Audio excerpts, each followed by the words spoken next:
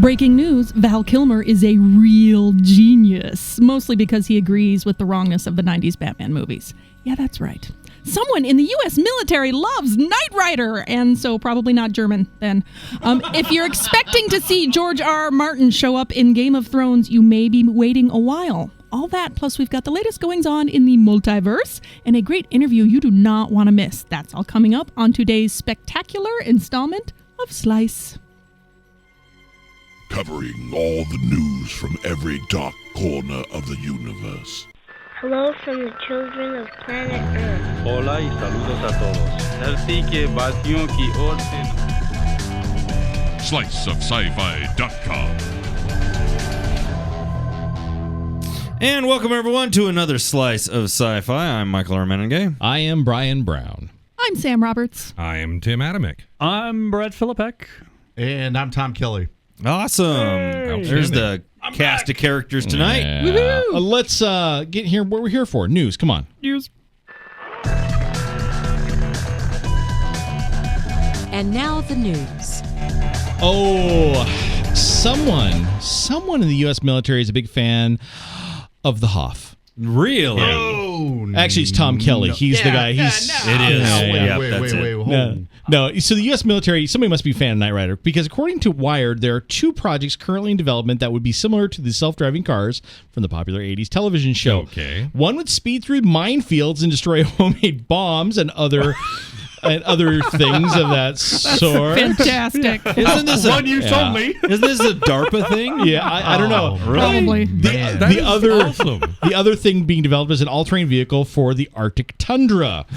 For all the wars we fight there. Bombs Tundra, yeah. So the Arctic Tundra device is nicknamed Kodiak. Oh, there you go. Oh, that's clever. And is being developed by the Northern Command. The group released a bulletin saying that it wants information on existing semi-autonomous ground vehicles and or modifications of commercial all-terrain vehicles that can operate as manned 2-person vehicles or unmanned mode of transportation. Interesting. See, this is just because they're pissed at the Air Force having the UAVs. They want their own. That's all it is. That's all this is. They got the coolest toys. They're we want, totally Tom. measuring their you-know-what. You absolutely right. It's like Okay. they got the UAVs. We want our own ground ones. they got That's it's self-driving our tanks. turn.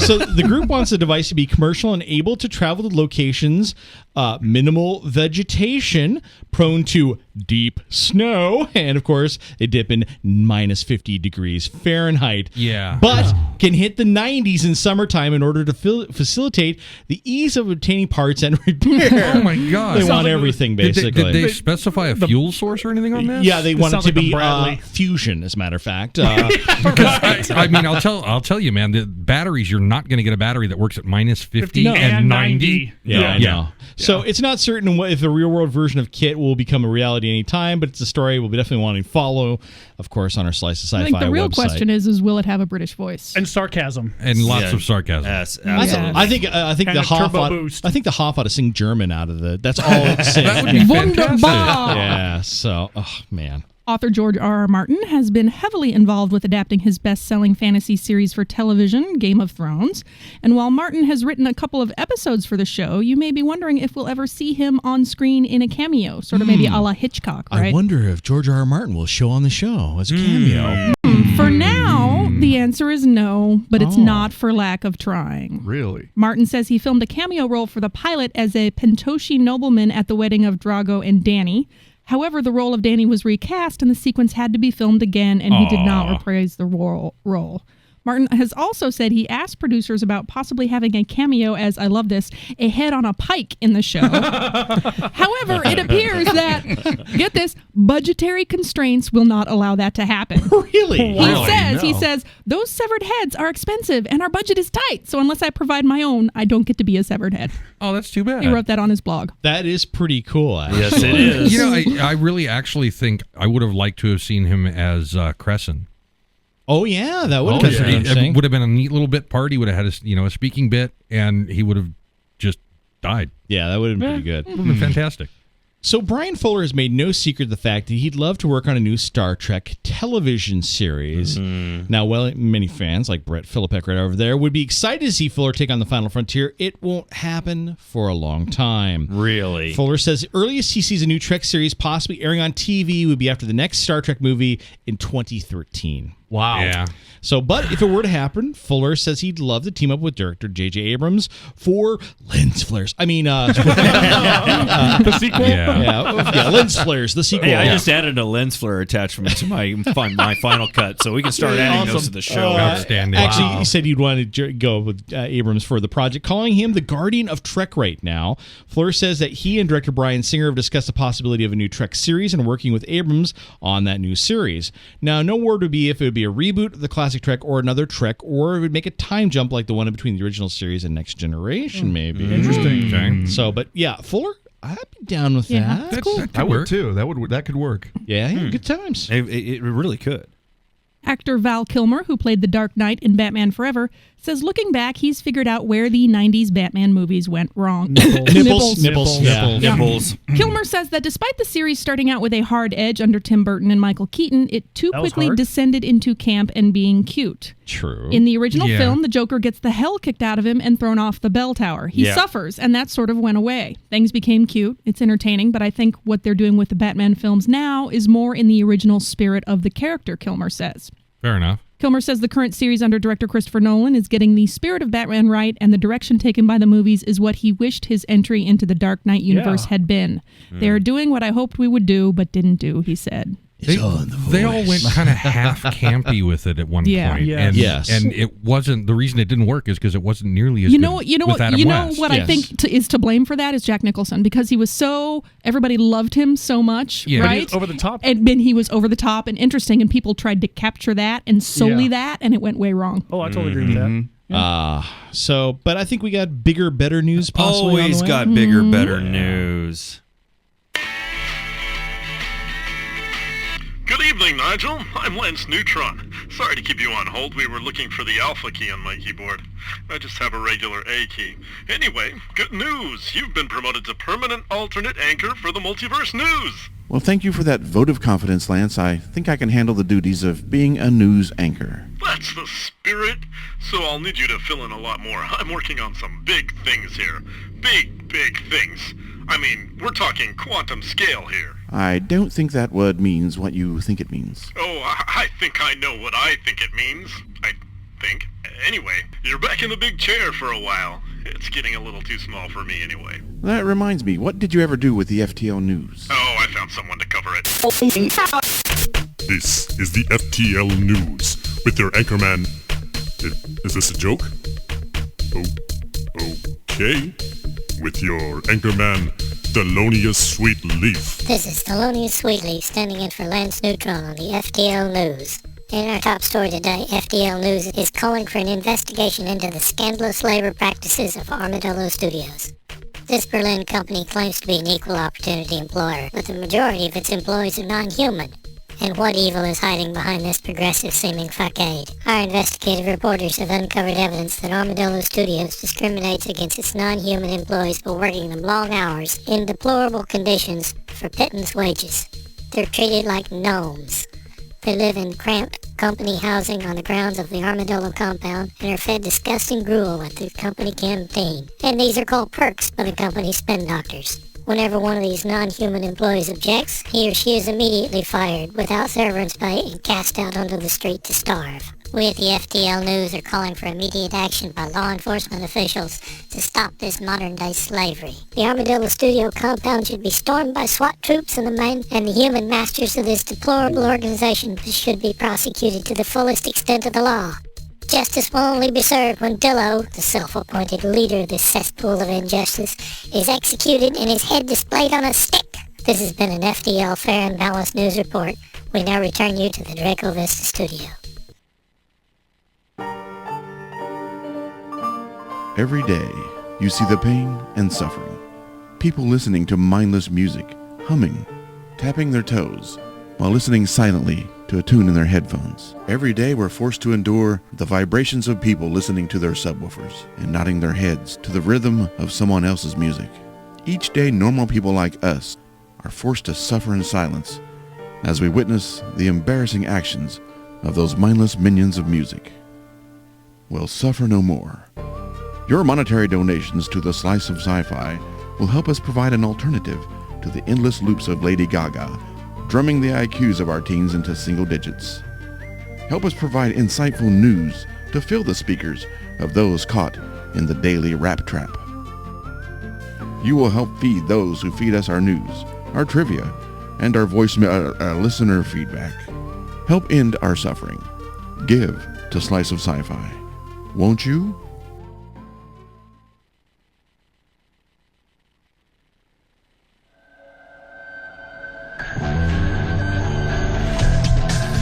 And welcome back to more of Slice of Sci-Fi. I'm Michael Armenengay. And I'm Brian Brown. Today we are talking with William B. Davis, folks. Mm-hmm. You may remember him primarily as a cigarette-smoking man in the X-Files. And we're talking to him about a book that he's done on this. Welcome to the show, William.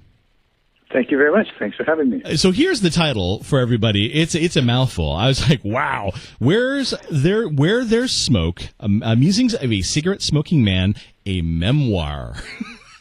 Well, yeah. So to be more precise, the title is really Where There's Smoke. Okay. The subheading is Musings of a Cigarette-Smoking Man, and the subheading is a memoir. Okay, there we go. And the book is about your experiences playing this very iconic role that most people know you for, even though you've done tons of other things. Well, the book is actually the story, really, of my life. I actually start when I'm about 8 years old. Yeah. I skip around quite a bit, but and then do an in-depth section on the X-Files and that whole experience. Yeah. Yeah. And it's kind of funny because people really, I mean, that's what really a lot of folks know you as, even though you've directed theater and done lots of other things. You know, you have, this huge other thing that most people don't realize unless they, get on the internet and start looking around for you. IMDb is your friend, absolutely. Yeah, it's kind of as if I was doing a sport that's not televised or something, because I was well known in those circles, the theater circles in Canada and in Britain and so on. But I wasn't a public figure until we hit the X-Files, and the X-Files hit the big time, and my role hit the big time at the same time. Wow. Absolutely. Yeah, and it's kind of funny too, and the memoir, I haven't read it yet. I know that our news director did a review on our site for it, and he thought it was very fascinating, but I just haven't gotten around to it, unfortunately. No, for sure. Yeah. But I like biographies in general, and especially about somebody who I know maybe just a little bit about, but not a whole lot about. So the fact that we learn a lot about your life is really kind of cool. What's interesting, too, we learn a lot about social history, and people have been remarking on this as I've talked to people about the book, because, I start in the 50s in Canada, and then I go to post-war Britain, and finally, end up in the Internet age. And the changes, just the dynamic social changes in the world in that period is just one of many aspects of the story. Yeah, and absolutely, and that is really, really cool in that aspect. And so it basically follows your entire life then, from then to now. Pretty much in 280 pages or something. There's a sort of plateau in the middle where, my career was it was fine. I was working, everything was going fine, but nothing especially interesting was happening. So there's more focus on the earlier part and then later on the X-Files, the kind of big areas that are stressed. Now, what I found interesting is we were talking with Gillian Anderson a few years ago, and she had said that during that whole time during X-Files that you were actually trying to quit smoking, and you were basically forced to kind of keep it going because of the role. Was that correct? Gillian said that? Yeah. No, she might have been trying to quit smoking, but oh, maybe that's it. I know this has been about 4 or 5 years ago, so my memory might be real. That might have been what she was talking about, because I had actually quit 17 years before I started on X-Files, and it was interesting because I didn't know the show was going to go anywhere, and so when I did the first episode, they said, do I want to smoke these real cigarettes or do I want to smoke herbal cigarettes? And I said, I don't know, I'm fine. I'll smoke real cigarettes. And And, well, and of course the show got picked up, and then they called me in for another episode, and they said, same thing, which cigarettes? I said, no, real cigarette. And then I got to worry. I found myself sitting at home thinking, gosh, I wish they'd call me for that X-Files show again. Yeah. Wow. Well, it keeps you working. Yeah, so then I had to switch. I knew I had to switch to the herbal cigarettes, which I did from then on. That's awesome. Well, that kind of goes to the power of it, huh? You know, you said quit for 17 years and just, those few times, and then you're ready to bail on the wagon again. It's an amazing addiction. I don't know if you've been a smoker, but it's an amazing addiction. Oh, yes. People underestimate how strong it is. Yeah, it really is. You're pretty much a smoker forever once you start. Really? Yeah. I guess I'm glad I never started then. Yeah. No, be glad you didn't start. Absolutely. I've heard people say it's as strong as heroin, and it's difficult to kick. Wow. But, well, in my heroin years, I could say. I don't have direct experience of that either, but I heard that somewhere. I don't know if it's true. Yeah, I guess if you have an addictive personality, and I can imagine that it would be very hard for some people to quit. I never really gave it much thought. So what else can we find inside of this book? Yeah, what else? What else? We haven't had a chance to read it. We got we actually got a copy of it like about 2 days ago. Yeah. So. Oh, really? Oh, that's too bad. Well, you'll find an assortment of things, because there's a lot about my life in the theater and different theater experiences, the National Theatre of Great Britain and the theater that burned down, and a lot of kind of inner struggles and betrayals, and I'm probably way too candid about my love life, but you'll find a lot of that in there. So. I don't think that's necessarily a bad thing. It makes it an interesting read. Well, that was my thinking at the time. And, I've also been fairly candid about people I worked with. I didn't want to write a memoir that was just, I've had a lovely life and I met all these lovely people and I did all these lovely things. I didn't really think that would be very interesting. So I the experiences to cast some light on the experiences, to cast some light on certain people, for better or for worse, including myself. So people say it's a book they can't put down, which has really pleased me when I heard people say that when it first came out, that once they get started on it, it becomes an ongoing story that just absorbs them. Absolutely. I mean, that's the best thing you can say about any book, is that it's worth reading and you can't put it away. So, absolutely. Yeah, exactly. Right. So, Bill, was this your very first book you've ever written? It's certainly the first. It's the first full book I've written. Okay. I'd written a foreword for a book called The Philosophy of the X-Files, which was done by the University of Kentucky, and they wanted me to write a foreword. So I did that. And I've written some screenplays, some full-length, but and some short ones that were actually produced and made. But as for a complete book, this was the first one. Yeah, exactly. Wow. So was the experience that much different than writing a screenplay? I imagine parts of it are, but I mean, on the whole, was it, you just kind of sat down and boom, there it was, or did you do it over a long period of time?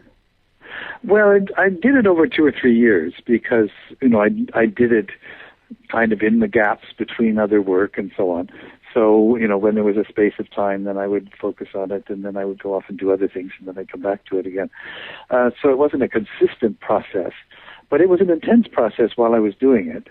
And it involved a fair amount of research, surprisingly, considering it's my own life. Why do I have to research it?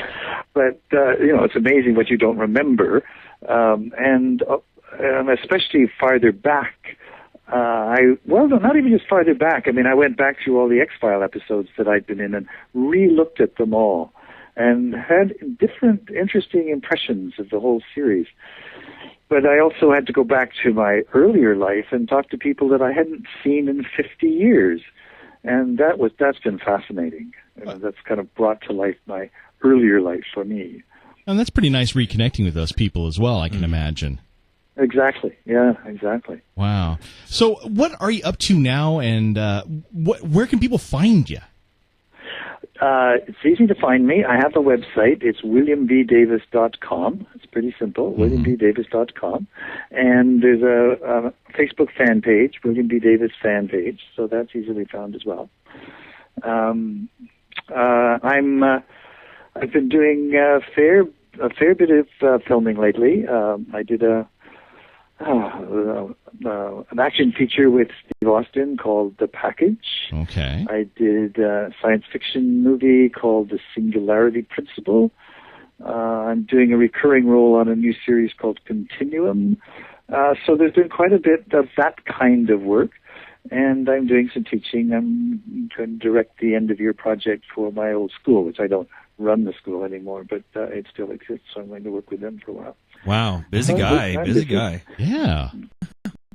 And I got married to a lovely woman who lives in France, so I spend a lot of time in France as well. Wow. Well, Bill, unfortunately, we're out of time right now. Yes, we are. But thanks for spending time with us today and talking about your book. Folks, go out and find it, because I'm going to pick it up after we finish this and start reading it, because it sounds fascinating. Thanks again, Bill. My pleasure. Thank you. All right, folks, we'll be back with more Slice of Sci-Fi right after this.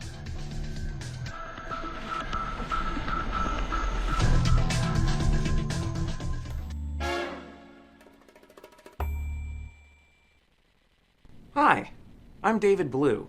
You might remember me as Dr. Chip Walters from TV's Sweet Life of Zack and Cody. I'm here to talk with you about a serious problem, the number 2 problem plaguing our teens today. High school is no longer a safe place for many students. They fear teasing in the halls, mockery in the classrooms, even hazing in the bathroom. As Albert Einstein once said, the world is a dangerous place, but not because of those who do evil, because of those who look on and do nothing. Albert Einstein was a geek. As geeks, we are special. We are passionate. We know the difference between the House of Moog and the House of Duras. We're better. But we don't need to rub it in everyone's face. I mixed up the ring that little hobbit had with the one where you get a phone call and die in 7 days. And they all laughed at me. I just don't understand armor class. Everyone knows armor class. I mean, that's just basic math.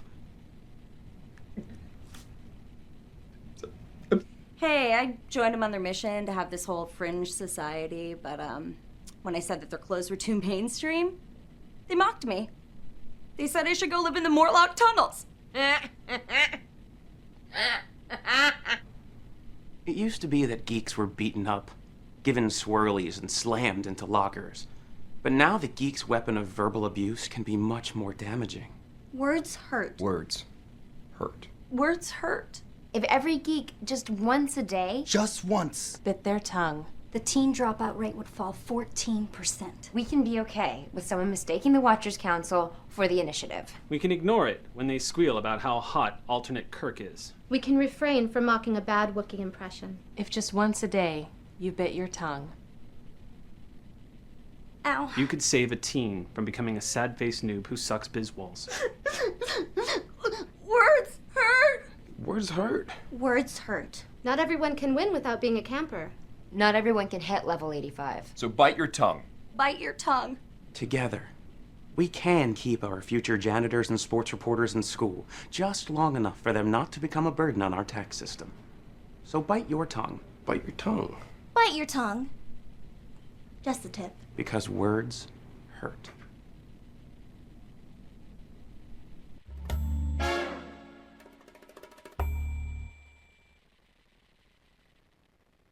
Hey, Slicer, Sean from Edwards with more News from Flight Test Land. Miscellaneous edition. In Flight Test Land news this week, we finally found the cause of the crash of the HTV-2. This was the hypersonic test vehicle that was launched at Vandenberg Air Force Base last year that was supposed to fly at Mach 12 and crashed shortly after takeoff. The cause of it turns out to be that while they knew the skin would start to shear off on the aircraft after release, it sheared off a heck of a lot faster, exposed internal components, and just caused the thing to break up right there. Nice going, guys. In other news, in F-35 news, the F-35B, this is the Marine Corps variant, had just completed its weapons pit testing. This is basically they park the aircraft over a weapons pit, put in the various weapons, and then drop them to make sure that the aircraft will have a clean release on the ground. This clears their weapons release envelope for them to start flying with the weapons now, and they can now commence flying airborne weapons release. And finally, this one came from a listener, Near Space Corporation. This is a company up in Oregon who specializes in the construction of high-altitude test and weather balloons, has just signed a new contract with NASA for testing a lot of NASA equipment at the edge of space. This is a very cheap way for them to send up small test packages to the edge of space instead of having to put them into vacuum chambers or send them up into space where they can find out whether or not it actually is going to work. This is actually a really good contract for them and should bring about some good business. Sean from Edwards out. Very, very cool. Nice. Nice. Nice report. Dude, let's get a bunch of helium balloons. We can make near space stuff. Piece of cake. I tell you what, I have seen way too many of these videos, these near... with the videos, iPhones? With the iPhones and the little GoPro cameras. They put them on there and just... That's awesome. I want to do one. We need to do one. And Tim, by the way, I love your thing. We figured out what crashed that plane. By the way, gravity. Gravity. Gravity. It's the law. It's the law. That's a good idea. It's a law. Very quickly, I know we touched on it just a little bit in the last show, but Fringe, yes, got picked up for a final season. Of 13 episodes. 13 full episodes. We're going to get a full wrap-up of this series, which is absolutely next awesome. year I can catch up. Can buy the Blu-ray set. Oh, yeah, the entire set. Yes. One Right? chunk. Yeah. Yep. That and I'm watching House right now. House has been really I'm awesome. behind. I was going to wait for this season to come on Really? Netflix. I've read some spoilers, though, and I feel like I'm missing out on some stuff. It is really good. It's a really excellent season. We have a bunch You of know, it's the sci-fi last stuff one. coming back, too. This summer, we have a whole bunch of stuff. Warehouse 13 is normal. Yeah. Well, but then you have Falling Skies is coming back. Well, you know, Eureka just started up again and has been amazing. It's been really well, good. Falling Skies, I heard, was on the bubble. I didn't No, think it it's was. back. Is it back? Yeah, Really? they've already run commercials for the next season. Yeah. Okay. Falling what? Whatever. Yeah. I forgot about it until they showed the Falling commercials. ratings. Pretty much. That's what I thought. Ratings. I was the same way, Sam. I didn't really. I was like, oh yeah, no. It had to have been. Yeah. It's got to be. It's got to be because it's Spielberg. That's the only reason it's got to be coming back. I don't know. I don't know It how. has to be. I just remember it as that show that was marginally better than V. Yeah. Right? I think that's kind of pretty much accurate. what it is. That's kind of accurate. Wow. Wow, you distilled it right down. Tim. I was trying to have a comeback, and I got nothing on that. I mean, that was really accurate. What are you watching, Tom? On the spot. On the spot. Cricket. Mike, You remember should be he has no Dish Network in his refrigerator box. Really? Yeah, pretty much. So sad. You know, well, there it is. Words they moved hurt, it to the so- other side of the street. Yeah. Now I can't even get We won't local make fun TV. of you for that. No, words hurt. No, we will. We understand. We will. Tom's watching his Pruno boil Yeah. in the bag there. He's watching mold grow on the cheese. All right. You know, if you actually distill that through what is it, a loaf of bread? I think it is. Yeah, I loaf think of it bread, works, yeah. works Yeah. better. Yeah, you can filter that stuff out. It won't make American you go Sherlock blind. fans, it's happening next week. Awesome stuff there. BBCA. Woohoo. Well, thanks everyone for tuning in. We're going to have more in just a few days as usual. Hang tight. Lots of things happening. Stay tight. Stay tight.